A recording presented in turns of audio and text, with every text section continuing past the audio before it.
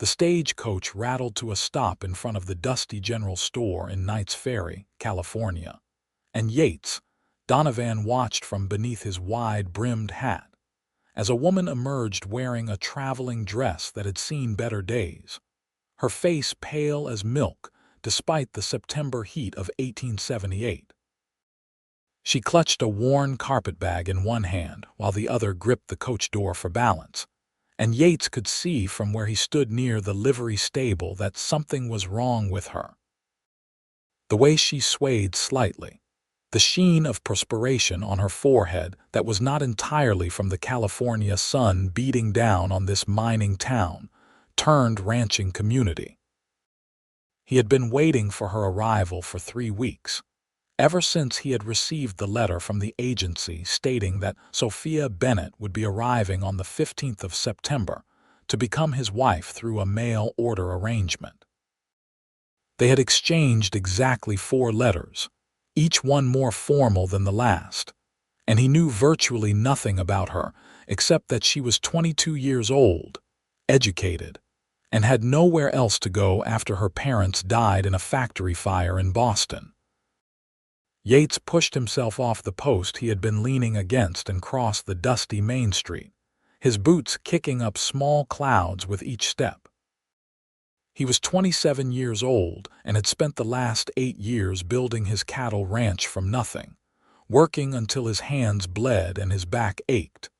And now he had land and a modest house, and no one to share it with. The loneliness had eaten at him until he finally swallowed his pride and contacted the matrimonial agency. "Miss Bennett?" he asked as he approached, removing his hat to reveal sandy brown hair that needed cutting.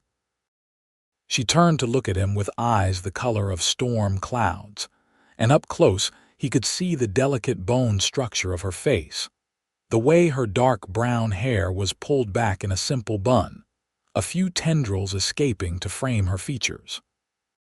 She was beautiful in a fragile way that made something in his chest tighten. "Mr. Donovan," she said, and her voice was softer than he expected, cultivated with an Eastern accent that sounded out of place in this rough California town. "I apologize for my appearance." The journey was quite arduous. "No need to apologize, madam," Yates said, taking her carpetbag from her trembling hand. "The stage from Sacramento is never comfortable. My wagon is just over here. I figured we could head to the ranch and let you rest before the wedding tomorrow." Something flickered in her eyes then, fear or relief, he could not tell which. She nodded and allowed him to guide her toward his wagon, but before they made it even 10 steps, her knees buckled. Yates dropped the carpetbag and caught her before she hit the ground, his arms wrapping around her slight frame. She was burning up with fever, her skin hot even through the layers of fabric. "Miss Bennett." "Sophia." He said her name for the first time, and it felt strange on his tongue. She did not respond, her head lolling against his shoulder as consciousness left her completely. "Damn it," Yates muttered, scooping her up properly into his arms. She weighed almost nothing, as if she were made of hollow bird bones. Several townspeople had stopped to stare, including Mrs. Henderson, who ran the boarding house and had opinions about everything. "That your mail-order bride, Yates," she called out, not bothering to hide her curiosity. "Looks half dead already." "She needs a doctor," Yates said, ignoring the woman's rudeness as he carried Sophia toward Doc Miller's office at the end of the street. The doctor was also the town's dentist and occasional veterinarian, but he was the only medical help within 20 miles. Doc Miller was a grizzled man in his 60s with kind eyes and steady hands despite his age. He took one look at Sophia's unconscious form and directed Yates to lay her on the examination table in the back room. "What happened?" the doctor asked, already checking her pulse and temperature. "She just got off the stage from Sacramento. We barely exchanged 2 words before she collapsed." Doc Miller pulled back her eyelids to check her pupils, then began examining her more thoroughly while Yates waited anxiously by the door. He felt helpless and frustrated. This woman had traveled across the entire country to marry him, and now she was lying unconscious on a doctor's table. She has a high fever, rapid pulse, and signs of significant weight loss, Doc Miller said after several minutes. Did she mention feeling ill in her letters to you? No, Yates said. She never mentioned anything like that. The doctor frowned, pulling a stethoscope from his bag and listening to her lungs and heart. Her lungs sound congested. I suspect she has been sick for some time and tried to hide it. The question is whether it is pneumonia, consumption, or something else entirely. Yates felt his stomach drop. Consumption was a death sentence in most cases, a slow, wasting disease that took its victims gradually. What can we do? Right now, we need to get the fever down and keep her hydrated. She needs complete rest, good food, and constant care. She is severely malnourished as well, which is not helping matters. Doc Miller looked at Yates seriously. This woman is very sick, Yates. She may not survive, and even if she does, recovery will take months. Are you prepared for that? Yates looked at Sophia's pale face, the dark circles under her eyes, the way her breathing was shallow and labored. He had agreed to marry this woman, had made a commitment to her through those formal letters. She had come all this way, clearly desperate enough to hide a serious illness just to make the journey. What kind of man would he be if he abandoned her now? I will take care of her, he said firmly. Whatever she needs. Doc Miller nodded approvingly. Good man. You can take her to your ranch, but she will need round-the-clock nursing. I will give you some medicine to help with the fever and the cough. Change the wet compresses regularly. Make sure she drinks as much as possible, and send for me immediately if she gets worse. Yates carefully lifted Sophia again, cradling her against his chest, as Doc Miller gathered supplies and medicine into a canvas bag. The afternoon sun was beginning its descent toward the Sierra Nevada foothills, as Yates settled Sophia in the back of his wagon, making a nest of blankets for her to lie on. He tied his horse to the back and climbed into the driver's seat, snapping the reins to start the 5-mile journey to his ranch. The trip seemed to take forever, the wagon wheels creaking and groaning over the rutted road while Yates constantly looked back to check on his unconscious passenger. She had not stirred since collapsing, and her face looked even paler if that were possible. He thought about what Doc Miller had said about her being malnourished and hiding her illness. What desperation must have driven her to board that stage knowing she was sick? What was she running from, or perhaps running toward? His ranch appeared as the sun touched the horizon, painting the sky in shades of orange and pink. It was a modest spread of 300 acres with a wooden house he had built himself, a barn, a corral, and endless rolling hills covered in golden grass. He had 20 head of cattle and 3 horses, including the mare he was riding now. It was not much compared to some of the larger ranches in the area, but it was his, earned through sweat and determination. Yates pulled the wagon up to the house and carefully carried Sophia inside. The interior was sparse but clean, with a main room that served as kitchen and sitting area, and 2 small bedrooms. He took her to his bedroom, the larger of the 2, and laid her on his bed. She looked impossibly small against the quilts his mother had made before she died. He worked quickly, following Doc Miller's instructions. He built up the fire in the kitchen stove and heated water, then brought a basin and cloths back to the bedroom. Sophia was still wearing her traveling dress, dusty and stained from the journey. Yates hesitated, uncertain about the propriety of undressing an unconscious woman, but practicality won over embarrassment. She needed to be comfortable, and he needed to bring down her fever. With careful, respectful movements, he removed her dress and outer garments, leaving her in her chemise and drawers. Even through the thin fabric he could see how thin she was, her collarbones prominent, her arms like delicate branches.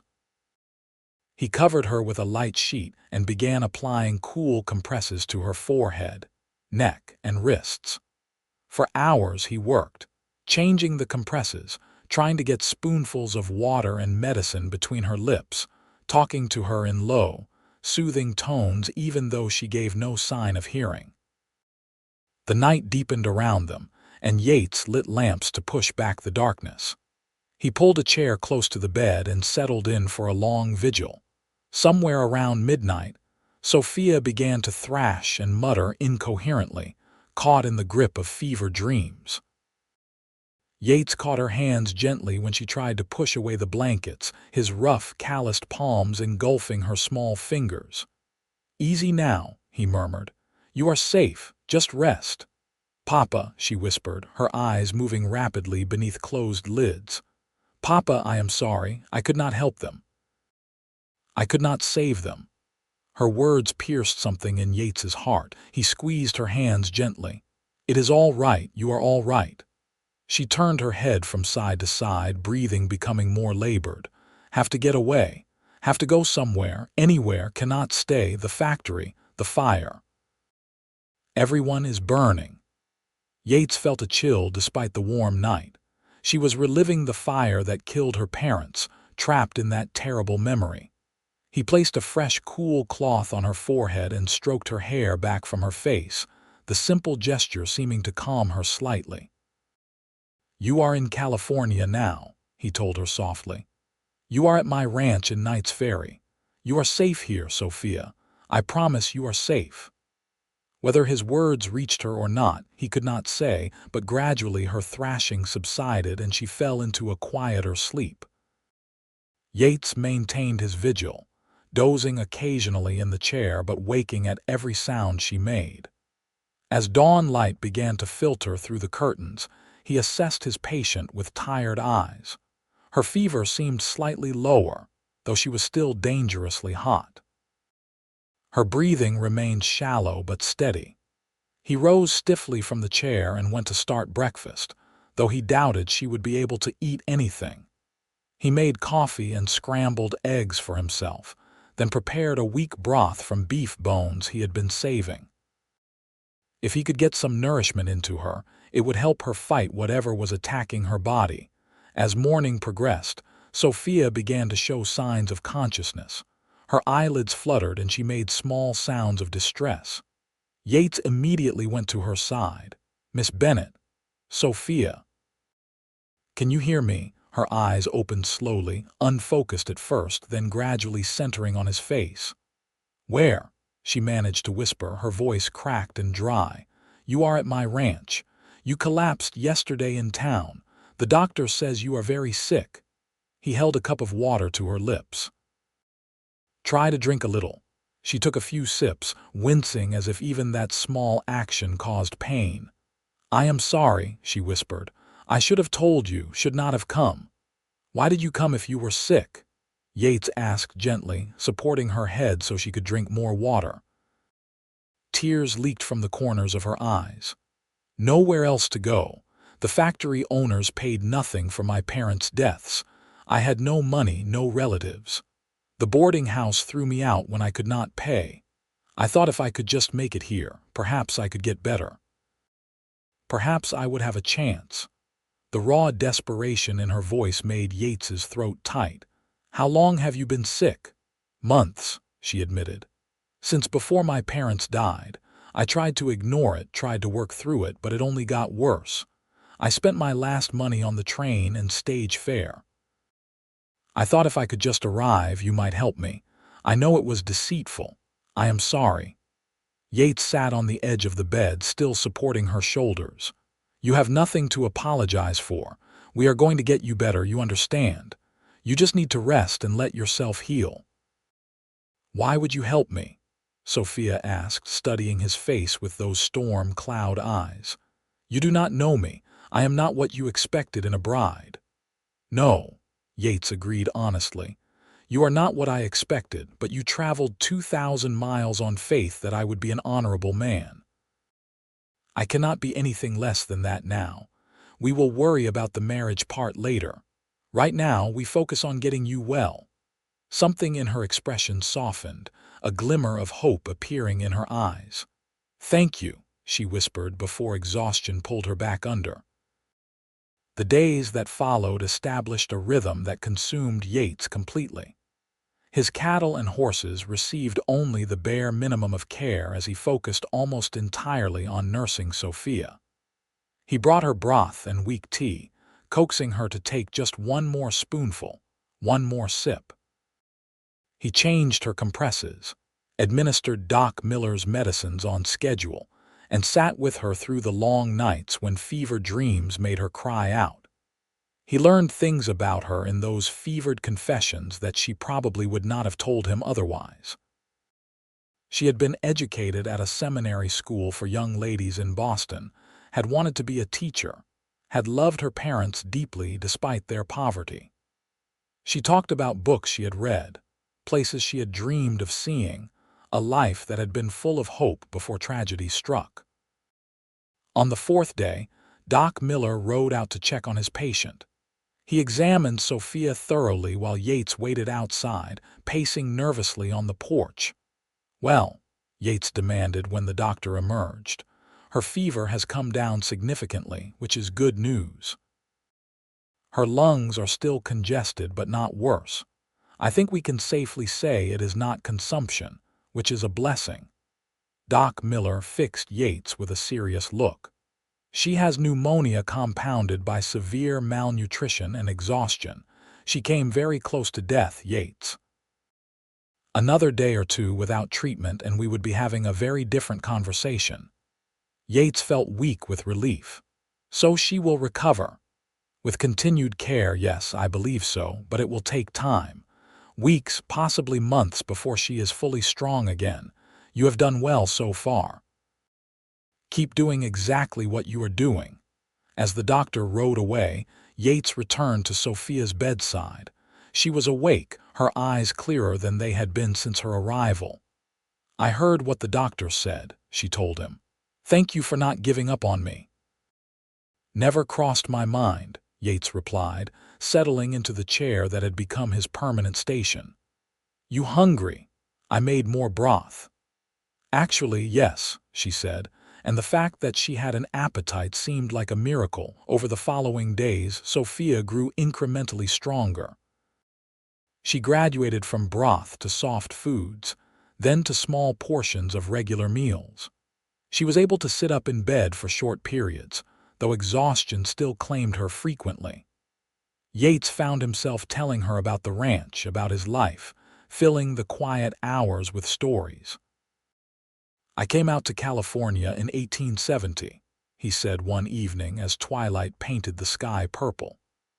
"I was 19 and had nothing but a horse and $30 in my pocket. Worked as a ranch hand for 6 years, saving every penny, learning everything I could about cattle and horses and land management. When the McCready Ranch went up for sale, I bought this section with everything I had saved. That was 2 years ago." "You built all this yourself?" Sophia asked, genuine admiration in her voice. "Most of it. Had some help with the barn raising, but the house was all me." "Probably shows in some of the crooked corners," he added with a self-deprecating smile. "I think it is wonderful," Sophia said softly. "You made something from nothing. That takes courage and determination." "So did getting on that stage when you were sick," Yates pointed out. "That took courage too." She looked away, color rising in her pale cheeks. "Or desperation. Sometimes it is hard to tell the difference." By the end of the second week, Sophia was able to leave the bed for short periods, moving slowly around the bedroom with Yates's assistance. She was embarrassed by her weakness, by how much she had to depend on him for every small thing, but Yates was patient and never made her feel ashamed.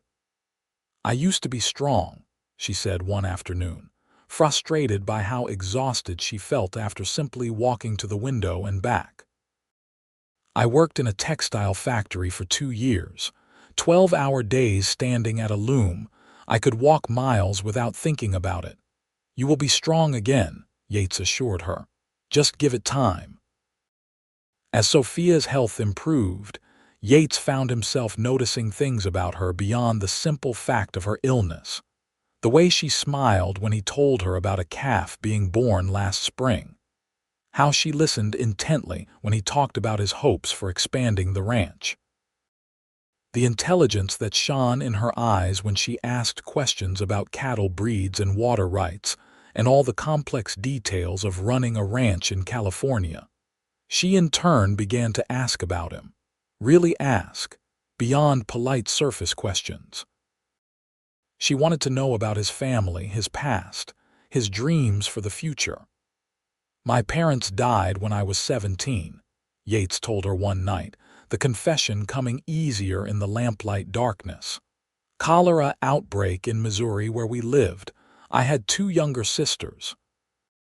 We tried to stay together, but there was no money and no work. They went to live with an aunt in St. Louis and I headed west.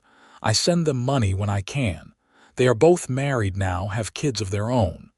Do you miss them? Sophia asked. Every day, Yates admitted, but this is my home now. California is where I belong. I think it might be where I belong too, Sophia said quietly, if you will still have me. Yates looked at her, really looked at her. Over the past 2 weeks her face had filled out slightly, color returning to her cheeks. Her hair was loose around her shoulders, dark waves catching the lamplight. She was beautiful, but more than that, she was brave and kind and surprisingly funny when she felt well enough to joke. I would be honored to marry you, Sophia Bennett, he said, but only when you are ready. There is no rush, she smiled, and it transformed her entire face. Thank you, Yates Donovan, for everything. By the 3rd week, Sophia was able to move around the house more freely, though she still tired easily. She insisted on helping with small tasks, folding laundry or preparing vegetables for dinner, needing to feel useful after so much time being cared for. Yates had to admit he enjoyed her presence more than he expected. The house felt different with her in it, warmer somehow. She sang sometimes while working, soft melodies from her childhood in Boston, and the sound filled spaces in his heart he had not realized were empty.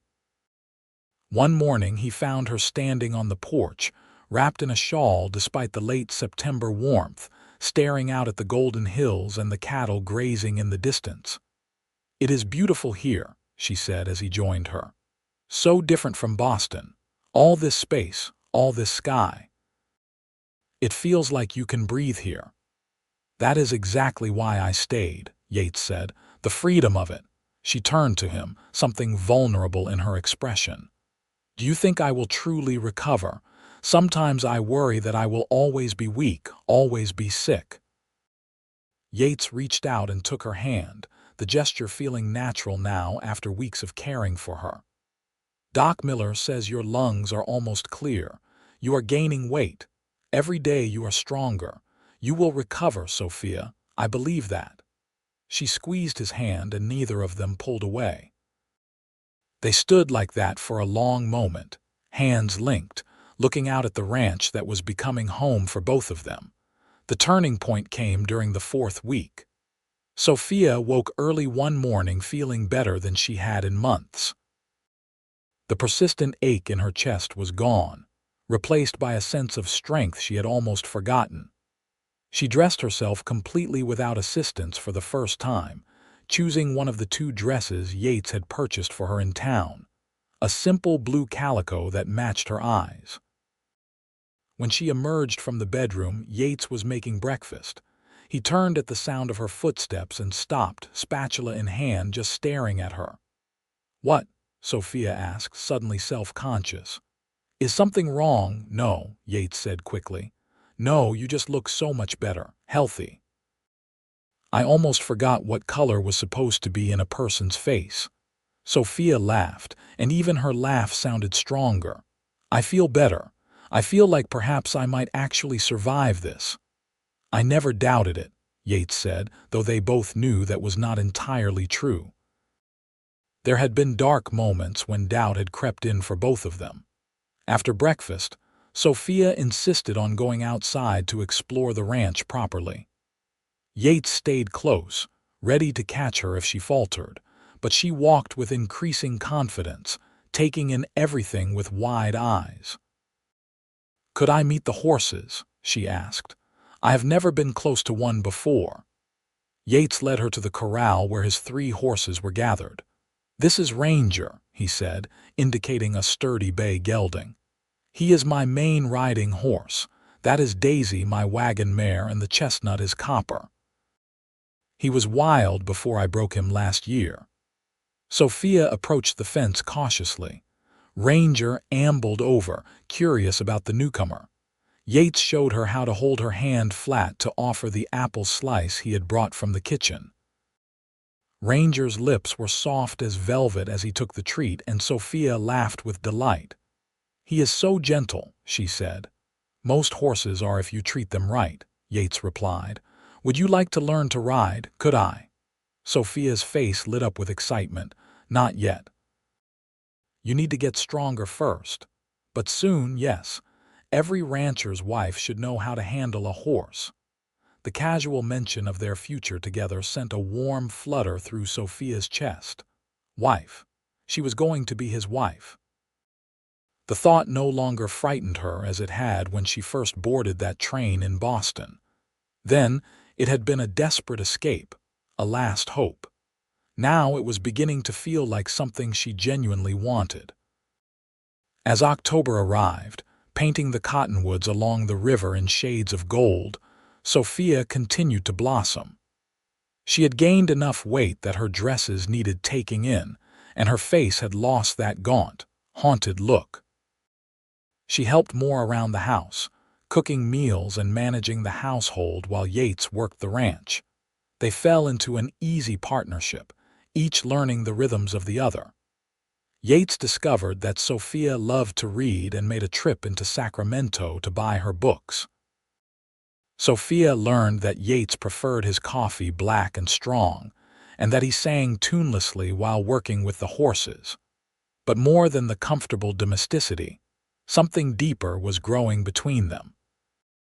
Yates found himself watching for her smile, living for those moments when their hands would brush passing a plate or reaching for the same item. Sophia caught herself thinking about him constantly, wondering what he was doing when he was out on the range, counting the minutes until he would return. One evening in mid-October, after a dinner of roasted chicken and vegetables from the garden, they sat on the porch watching the sun set behind the mountains. The air was cooling as autumn took hold, and Sophia pulled her shawl tighter around her shoulders. "I have been thinking," Yates said, his voice careful, "about the wedding. If you are feeling up to it, perhaps we could have a small ceremony soon. Nothing fancy, just the preacher and maybe a few witnesses from town." Sophia's heart began to race. "Are you certain you want to marry me?" "After everything that has happened, I would understand if you changed your mind." Yates turned to her, taking both her hands in his. "Sophia, these past weeks taking care of you, getting to know you, they have been some of the best of my life. I want to marry you, not because of some arrangement made through letters, but because I have come to care for you deeply. I think I might be falling in love with you, if that is not too presumptuous to say." Sophia felt tears prick her eyes, but they were happy tears. "It is not presumptuous at all, because I feel the same way. I did not expect this, did not dare hope for it, but somewhere between the fever and the broth and all those long conversations, I fell in love with you too, Yates Donovan." He cupped her face in his rough, gentle hands and kissed her for the first time. It was soft and sweet and full of promise, tasting of hope and new beginnings. When they pulled apart, both were smiling. "So is that a yes?" Yates asked. "You will marry me?" "Yes," Sophia said, laughing and crying at the same time. Yes, I will marry you. They set the date for the first Saturday in November, giving Sophia time to prepare and gain even more strength. Yates made another trip to Sacramento, this time to buy fabric for a proper wedding dress and to invite his sisters by telegram if they could make the journey. Sophia threw herself into preparations with an energy that delighted Yates. She sewed her dress by hand, a simple but elegant creation in ivory silk with lace at the collar and cuffs. She cleaned the house from top to bottom, planted mums and asters in pots by the front door, and practiced cooking meals that would impress any wedding guests who might visit. Mrs. Henderson from the boarding house, who had seemed so judgmental that first day, proved to be a surprising ally. She came out to the ranch one afternoon with offers of help and an apology. "I spoke poorly when you arrived," she admitted to Sophia. "I judged without knowing the circumstances. Yates is a good man, and I can see you are a good woman. Let me help with the wedding preparations. It is the least I can do." Together, Sophia and Mrs. Henderson planned a modest but lovely ceremony to take place at the small church in Knight's Ferry. Mrs. Henderson would make the cake, and several other townswomen offered to bring food for a small reception afterward. The night before the wedding, Yates's sisters arrived on the evening stage. Mary was 23 and Martha was 21, both bright and friendly young women who immediately embraced Sophia as family. "We are so happy for Yates," Mary said, squeezing Sophia's hands warmly. "He has been alone for too long. And his letters about you, about how brave you have been, we could not wait to meet you." "I am the lucky one," Sophia insisted. "Your brother saved my life." "And you brought his back to life," Martha said wisely. "Anyone can see how happy he is now. That is worth everything." The wedding morning dawned clear and cool, a perfect California November day. Sophia dressed with the help of Yates's sisters, her hands shaking slightly with nerves and excitement. When she looked at herself in the mirror, she barely recognized the woman staring back. Gone was the pale, sickly girl who had stumbled off that stagecoach 2 months ago. In her place was a woman with roses in her cheeks and light in her eyes, a woman who had fought death and won, who had found love in the most unexpected of places. The church was full when they arrived, the entire town seeming to have turned out for the wedding. Yates stood at the altar in a new black suit, his hair neatly trimmed, looking so handsome that Sophia's breath caught. When their eyes met across the church, the love shining in his face made her certain she was making the right choice. The ceremony was simple and beautiful. They spoke their vows in clear, steady voices, meaning every word. When the preacher pronounced them husband and wife and Yates kissed her, the church erupted in applause and cheers. They were married, truly married, and it felt like the beginning of something wonderful. The reception at the church hall was filled with laughter and music and good food. Sophia danced with Yates with his sisters, with Doc Miller, who took credit for saving her life and deserved every bit of it. She felt like she was floating, carried on a wave of happiness she had never expected to experience. As evening fell and they prepared to return to the ranch, Mrs. Henderson pulled Sophia aside. "You have made quite a journey, my dear," she said. "From death's door to bride in 2 months, you are a strong woman." "I had help," Sophia said, smiling across the room at Yates. "I had someone who believed I was worth saving." "And you were, Mrs. Henderson said firmly. "Do not ever forget that." When they arrived back at the ranch as husband and wife, Yates carried Sophia over the threshold, both of them laughing at the traditional gesture. His sisters had stayed in town at the boarding house to give them privacy, and suddenly the house felt very quiet and intimate. "Happy?" Yates asked, setting Sophia down gently. "Happier than I ever thought possible," she replied honestly. When I got on that train in Boston, I was running away from death. I never imagined I would be running toward life, toward love, toward you." Yates pulled her close, wrapping his arms around her waist. "I thought I wanted a wife just to have a partner, someone to share the work and the days. I did not expect to find my other half, the person who makes everything make sense." They kissed, deeper and more passionate than before, sealing their commitment to each other.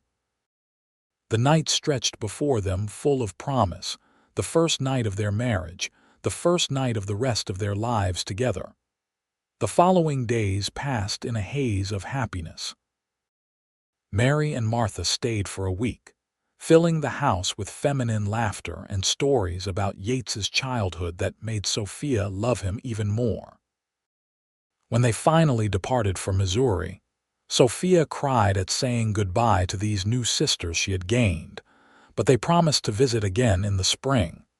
As autumn deepened into early winter, Yates began teaching Sophia to ride. She started on gentle Daisy, the wagon mare, learning to sit properly in the saddle and control the horse with reins and knees and voice. She took to it naturally, her fear giving way to exhilaration as she gained confidence.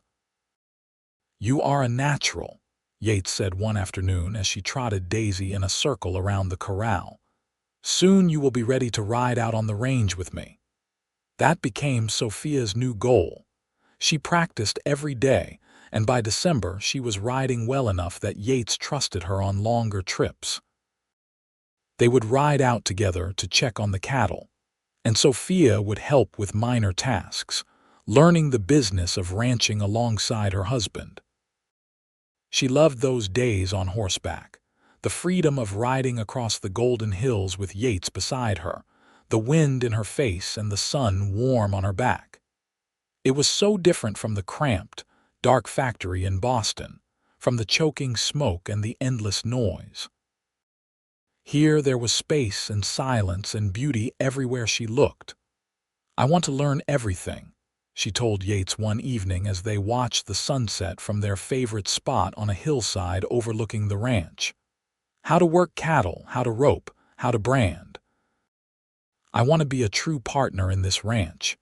Yates looked at her with such pride and love it made her heart swell. "You already are, but I will teach you everything I know if you really want to learn." "I do," Sophia said firmly.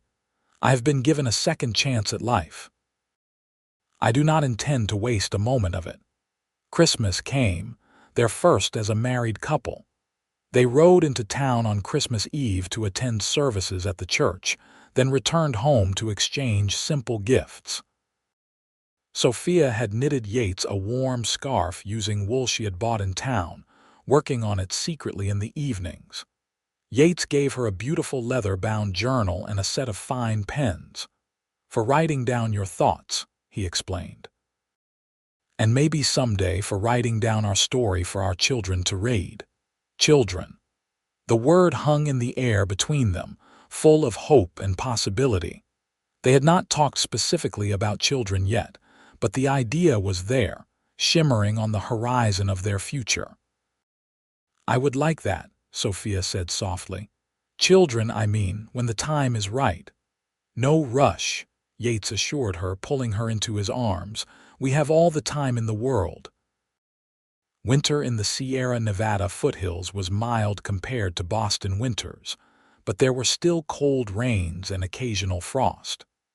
Sophia found she preferred this weather, the dramatic storms rolling in off the mountains, the way the hills turned green almost overnight after the first good rains. In January of 1879, 4 months after her arrival, Sophia had her follow-up appointment with Doc Miller. He examined her thoroughly, listening to her lungs, checking her weight and overall health. "I am amazed," he said finally, shaking his head in wonder. "Your lungs are completely clear. You have gained at least 15 pounds, all of it healthy weight. Your color is excellent, your heart sounds strong. If I did not know better, I would never believe you were at death's door just a few months ago." "I had good care," Sophia said, smiling at Yates, who waited outside the examination room. You had excellent care, Doc Miller corrected. But more than that, you had a reason to fight to live. That makes all the difference. As winter gave way to spring, life on the ranch expanded. Yates bought 10 more head of cattle, building his herd. He taught Sophia the complex work of calving season, how to recognize when a cow was in distress, how to assist with difficult births when necessary. Sophia threw herself into the work, discovering she had a talent for the gentle, patient labor of animal husbandry. She could calm a nervous heifer better than Yates could, her soft voice and gentle hands working magic. Together they successfully brought 14 calves into the world that spring, only losing one to complications. We make a good team, Yates said one night as they washed up after a particularly difficult birth. Could not do this without you. We do make a good team, Sophia agreed. In everything. In April, Sophia realized her monthly courses had not come. She waited another week to be certain, then rode into town to see Doc Miller, not wanting to say anything to Yates until she knew for sure. Congratulations, Mrs. Donovan, Doc Miller said after his examination. You are going to be a mother. Looks like you are about 6 weeks along, which means the baby should arrive around early November. Sophia rode home in a daze of joy and wonder. A baby. She was going to have a baby with the man she loved in the home they had built together. The girl who had arrived sick and desperate was going to be a mother. She told Yates that evening after dinner, simply handing him the tiny knitted booty she had purchased in town as a hint. Yates stared at the booty, then at Sophia, then back at the booty. Are you saying what I think you are saying? I am with child, Sophia said, laughing at his stunned expression. We are going to have a baby. Yates let out a whoop of joy and swept her into his arms, spinning her around until she begged him to stop from dizziness and laughter. When he set her down, his eyes were shining with tears. I love you, he said fiercely. I love you so much, Sophia. You have given me everything. A home, a purpose, and now this. You gave me life, Sophia replied, touching his face tenderly. Everything else is just us sharing that life together. The pregnancy progressed smoothly, with none of the complications Doc Miller had worried might occur given Sophia's previous illness. She bloomed with health, her body taking to motherhood naturally. Yates hovered protectively, trying to prevent her from doing any heavy work, but Sophia insisted on maintaining her role on the ranch as much as possible. I am pregnant, not broken, she reminded him when he tried to stop her from helping with the horses. Women have been having babies and working for thousands of years. But you are my wife, Yates protested. I want to take care of you. You do take care of me, Sophia assured him. Every single day, but I need to stay active and useful. Please understand that. They compromised, with Sophia taking on lighter tasks, but remaining involved in the daily operations of the ranch. As summer heated the California hills to gold and brown, they prepared for the baby's arrival. Yates built a cradle from oak wood, sanding it smooth and carving simple designs into the sides. Sophia sewed tiny clothes and blankets, unable to stop smiling every time she held up the impossibly small garments. Mary and Martha wrote frequently, thrilled at the news they would be aunts. Mrs. Henderson and the other townswomen threw Sophia a lovely baby party, showering her with gifts and advice. Sophia had found a community here in Knight's Ferry, had made true friends among these hard-working ranch women who had accepted her as one of their own. In early November, as the leaves turned gold again and the air took on the crisp bite of autumn, Sophia's labor began. It was a long labor, lasting through the night and into the following afternoon, but Doc Miller was there to guide them through, and Yates never left her side. When their son finally arrived, red-faced and squalling with healthy lungs. Sophia cried with joy and relief and overwhelming love. Yates held his son with shaking hands, tears streaming down his weathered face as he counted tiny fingers and toes. "He is perfect," Yates whispered. "Absolutely perfect." They named him Samuel James Donovan, Samuel after Sophia's father and James after Yates's father. Little Samuel was a healthy baby with his mother's dark hair and his father's strong features. He nursed well and slept better, seeming content with his place in the world from the very start. The first months of parenthood were exhausting but wonderful. They took turns with nighttime feedings, learned to function on less sleep, marveled at every tiny milestone. Samuel's first smile, his first laugh, the way he would follow them with his eyes as they moved around the room. "I cannot imagine life without him now," Sophia said one night as she rocked Samuel to sleep. "Cannot imagine life without any of this."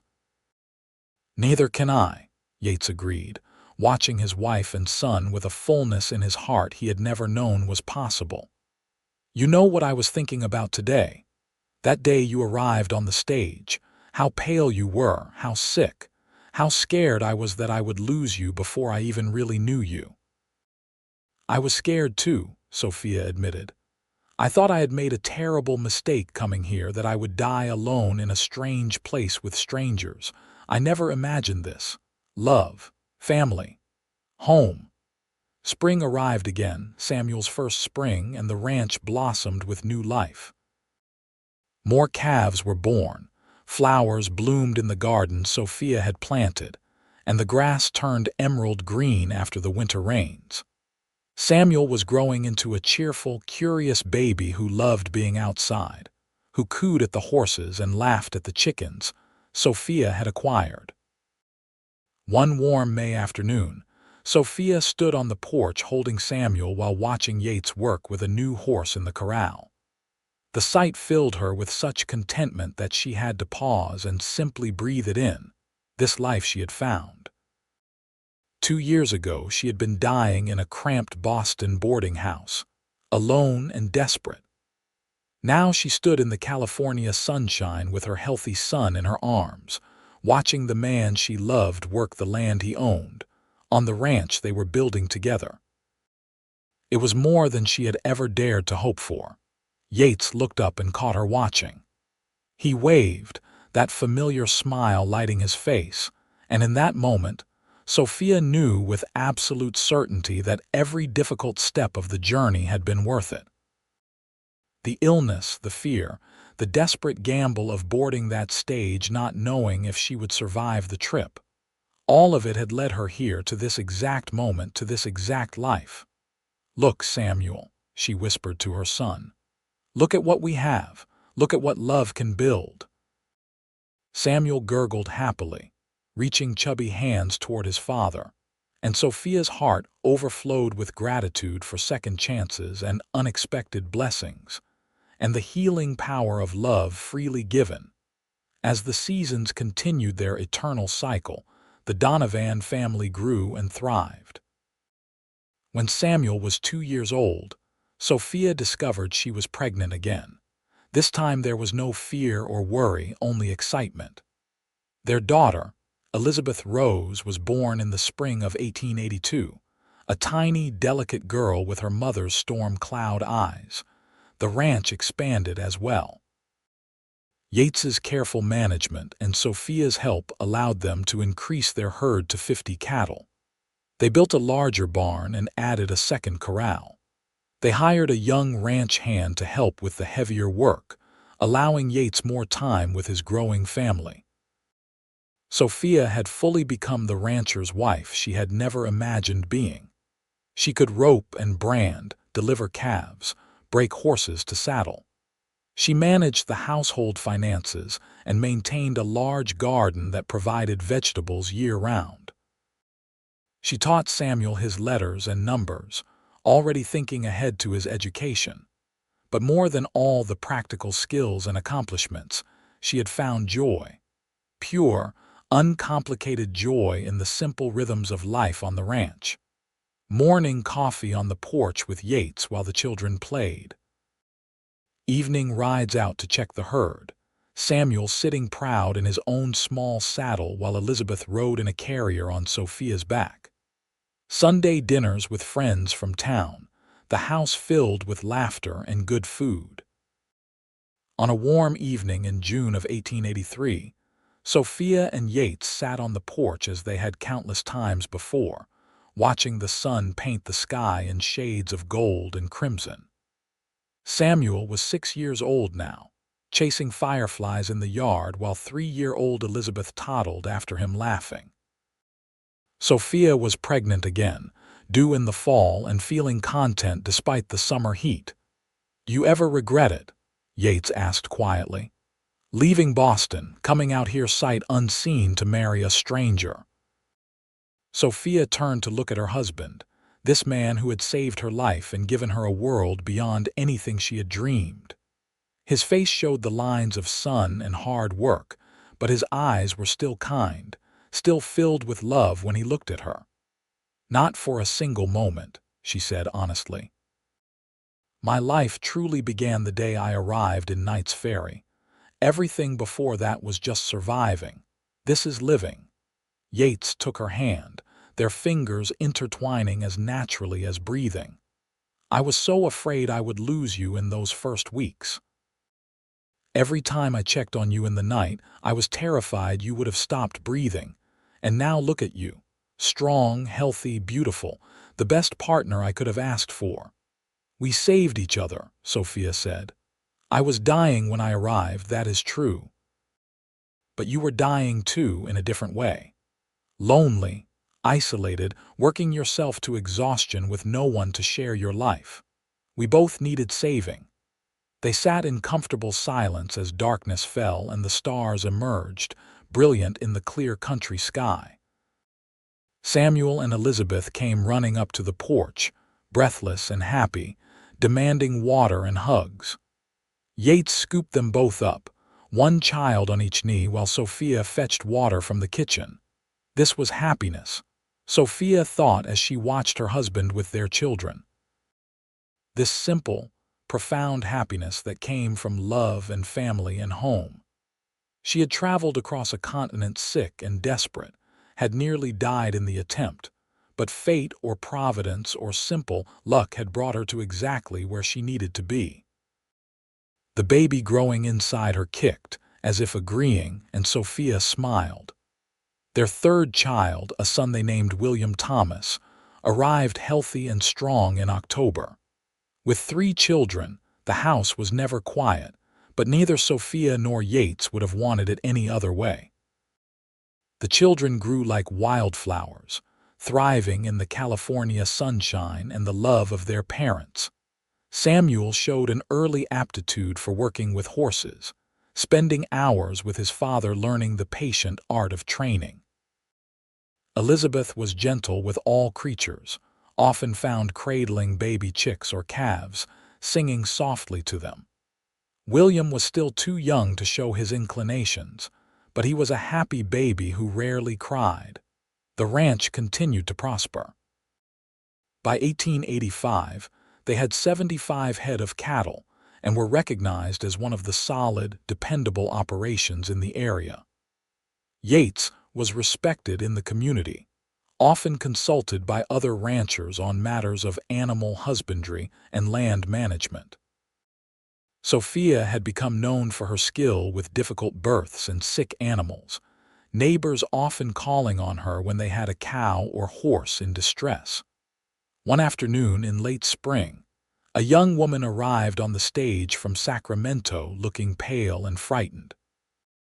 She was clutching a letter and asking directions to the Donovan ranch. Mrs. Henderson, who witnessed her arrival, sent word out to Sophia immediately. The young woman, whose name was Margaret, had written to Sophia months ago after hearing her story from a matrimonial agency. She was now a mail-order bride herself, coming to marry a rancher 30 miles north, but had fallen ill during the journey. Knowing what Sophia had survived, She had wanted advice and perhaps help. Sophia took one look at Margaret's flushed face and weak trembling and knew exactly what she was seeing. She had been in that exact position 7 years ago. "You are coming home with me," Sophia said firmly. "We will get you well, and then you can continue to your intended. But first, we take care of you." Margaret burst into tears of relief, and Sophia held her while she cried, remembering her own fear and desperation all those years ago. For the next 3 weeks, Sophia nursed Margaret back to health with the same care Yates had shown her. She made broth and administered medicine, and sat through long nights while fever ran its course. Yates helped willingly, understanding the importance of paying forward the care they had given Sophia. When Margaret was finally well enough, Sophia rode with her to meet her intended husband, making sure he was a good man who would treat her well. He proved to be honest and kind, if a bit rough around the edges, and clearly relieved to see his bride recovering. "Thank you," Margaret said as she prepared to start her new life. "You saved me just as you were saved. I will never forget it." "Pass it forward," Sophia advised. "If you ever encounter someone in need, someone desperate or sick or frightened, remember how you felt and help them. That is how we build a community, a life worth living." As Sophia rode back to her own ranch, she reflected on how far she had come. From the desperate sick girl on the stage coach to a woman who could now help others in similar situations. She had not just survived, she had thrived, had built a life of meaning and purpose. The years flowed on like the river running through their property, constant and ever-changing. Samuel grew into a teenager who could work the ranch alongside his father. Elizabeth became a beautiful young girl with her mother's intelligence and her father's determination. William showed signs of being the most book-smart of the children, always asking questions about everything. In 1890, when Sophia was 34 and Yates was 39, they added a 4th child to their family, another daughter they named Grace Marie. The older children doted on their baby sister, and the house rang with the sounds of a large, happy family. Sophia and Yates would sometimes steal moments alone, riding out to their favorite hilltop to watch the sunset as they had done from the beginning. Their love had deepened and matured, no longer the tentative new feelings of that first year, but something solid and enduring, tested by time and trials and emerging stronger. "You remember the first time we came up here together?" Yates asked one evening as they sat watching the sky turn purple and gold. "I remember everything about those early days," Sophia replied. "How weak I was, how patient you were, how I fell in love with you between one breath and the next without even realizing it was happening. Best decision I ever made, answering that matrimonial agency advertisement," Yates said. "Best decision you ever made, getting on that stage despite being sick. Best decision we ever made was choosing to build this life together," Sophia corrected. "Every day we choose it. That is what makes it real." As they rode back down the hill toward home, they could see the lights of their house glowing in the gathering darkness, hear the faint sounds of their children laughing. The ranch spread out around them, 200 acres now, purchased gradually over the years as their success grew. This was the life they had built from nothing, from desperation and illness, and a chance taken on strangers becoming partners. They had created something lasting, something worth fighting for, something to pass on to their children. By 1895, Samuel was 23 and helping run the ranch with his father, a capable young man who had already caught the eye of several young women in the area. Elizabeth was 18 and being courted by a schoolteacher from Sacramento, a kind young man who loved her gentle spirit. William, at 15, was talking about going to college to study agriculture, wanting to bring modern scientific methods to ranching. And Grace at 5 was the baby of the family, spoiled lovingly by everyone. Sophia, at 39, looked back on her life with profound gratitude. The illness that had nearly killed her was a distant memory now, though she never forgot the lessons it had taught her about resilience and hope and the kindness of strangers. She was healthy and strong, her body marked by the years of hard work and bearing children, but still capable and energetic. Yates at 44 had gray threading through his sandy hair and lines etched deep around his eyes from squinting into the sun. But he was still the strong, capable man who had caught her when she fell all those years ago. His love for her had never wavered, never diminished, and she knew with certainty that it never would. On their 17th wedding anniversary, Yates gave Sophia a gift that made her cry. It was a painting, commissioned from an artist in Sacramento, showing the ranch house with all of them standing in front of it. Samuel and Elizabeth and William and Grace, and Sophia and Yates in the center, his arm around her waist, her head tilted toward his shoulder. In the background, the golden hills rolled away to distant mountains, and the sky was the impossible blue of a California autumn day. "So we never forget," Yates said as Sophia stared at the painting through tears. "So our grandchildren and great-grandchildren know what we built here. Know that love and determination can create something lasting." "It is perfect," Sophia whispered, "just perfect." They hung the painting in the main room where everyone could see it, and it became a treasured family heirloom, passed down through generations along with the story of how a dying woman on a stagecoach and a lonely cowboy had found each other and built an empire of love. The new century arrived with celebration and hope. Samuel married his sweetheart, bringing her home to the ranch and starting his own family in a house. Yates helped him build on the northern section of the property. Elizabeth married her schoolteacher and moved to Sacramento, though she visited often. William left for college but promised to return and apply his learning to the ranch. Grace was growing into a spirited young woman with her own dreams and plans. Sophia and Yates, now in their 40s, found themselves with more time together as their children built their own lives.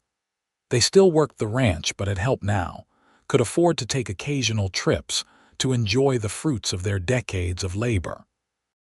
One evening, sitting on their porch as the sun set in a glorious display of orange and pink, Sophia took Yates's hand and squeezed it gently. "I was just thinking," she said, "about that first evening we sat here together. I was so weak I could barely walk to the window and back. And you promised me I would be strong again. You were right." "You made yourself strong," Yates replied. "I just gave you a place to heal." "You gave me everything," Sophia said. "A home, a family, a purpose, a love deeper than anything I imagined possible. You gave me life itself." "And you gave mine meaning," Yates said, pulling her close. "Before you, I was just existing, just working toward no particular goal. You made all of it matter."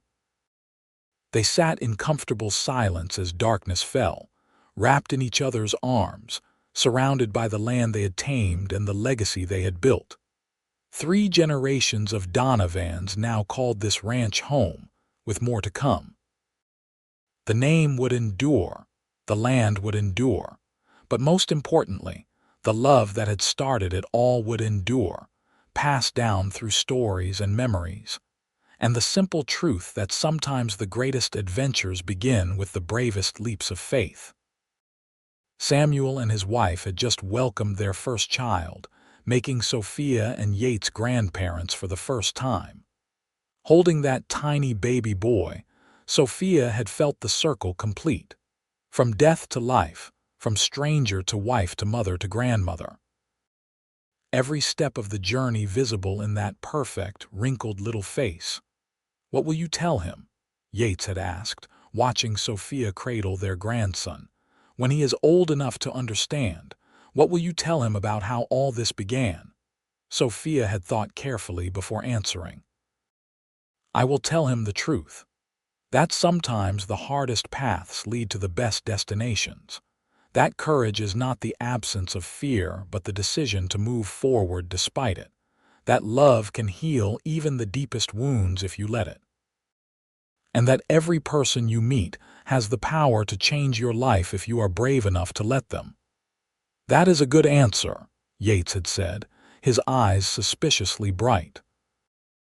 Now, in the early spring of 1902, as they prepared for their 24th wedding anniversary, Sophia and Yates took stock of all they had accomplished. The ranch was thriving, now expanded to nearly 300 acres. They had 2 grandchildren with a third on the way. All their children were healthy and happy, pursuing their own dreams while staying connected to the family and the land. They decided to celebrate the anniversary with a large gathering, inviting family and friends from all over the region. It would be a celebration not just of their marriage, but of the community they had built, the lives they had touched, the legacy they were creating. The party was magnificent, held on a perfect spring day with wildflowers blooming across the hills and a gentle breeze keeping the heat at bay. Tables laden with food stretched across the yard. Children ran and played while adults talked and laughed. Samuel and his family were there. Elizabeth and her husband traveled from Sacramento. William came home from college, and Grace helped organize everything with the efficiency she brought to all endeavors. As evening fell and lanterns were lit, Yates stood to make a toast. The crowd quieted, turning to listen to the man who was respected not just as a successful rancher, but as a pillar of the community. 24 years ago, Yates began, his voice carrying in the quiet air, I watched a woman step off a stage in Knight's Ferry, and my life changed forever. I did not know it then, but Sophia Bennett was about to teach me what courage really meant, what love really looked like, what building a life together really required. He turned to Sophia, taking her hand. She arrived sick and desperate, with nothing but a carpet bag and hope that maybe, just maybe, she had found somewhere she could belong. And over the weeks and months and years that followed, we discovered that we belonged to each other. That together we could build something neither of us could have built alone. Sophia stood beside him, tears streaming down her face, her hand tight in his. So this toast is not just to my wife, Yates continued, raising his glass, but to every person who takes a leap of faith. To everyone who chooses hope over despair, courage over fear, love over loneliness, to second chances and new beginnings. To Sophia, who gave me everything, to us, and to the life we built together. To Sophia and Yates, the crowd roared, glasses raised high.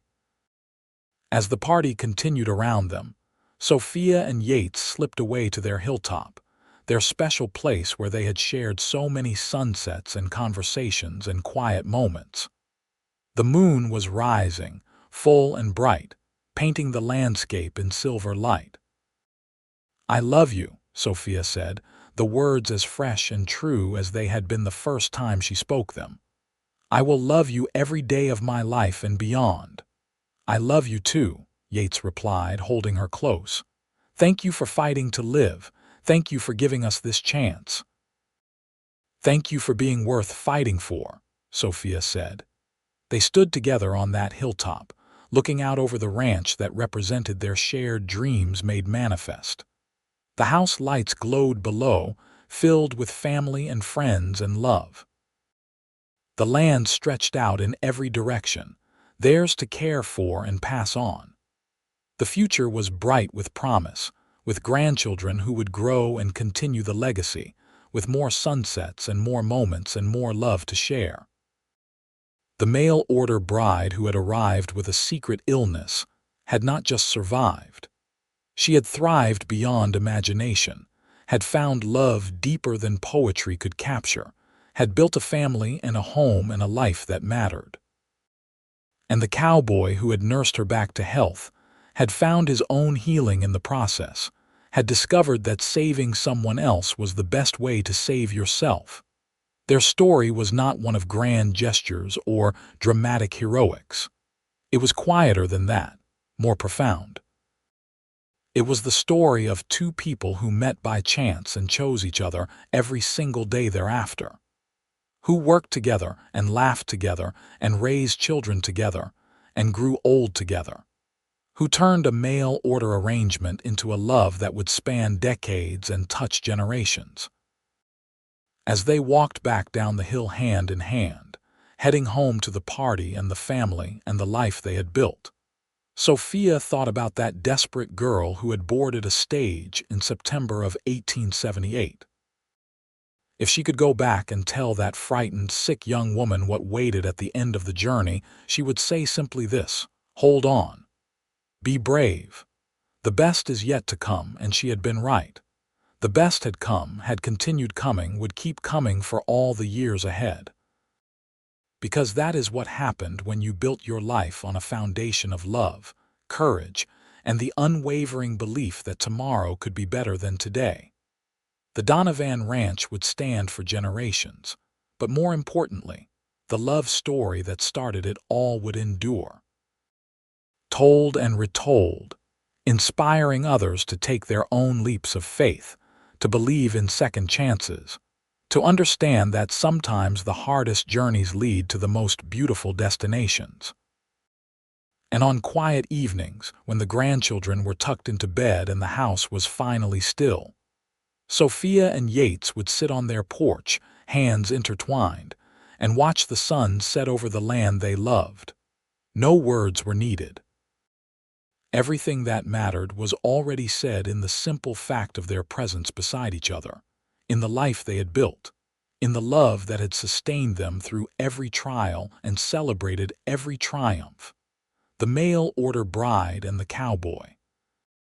The woman who arrived dying and the man who taught her to live. They had found each other against all odds, and in finding each other, they had found home.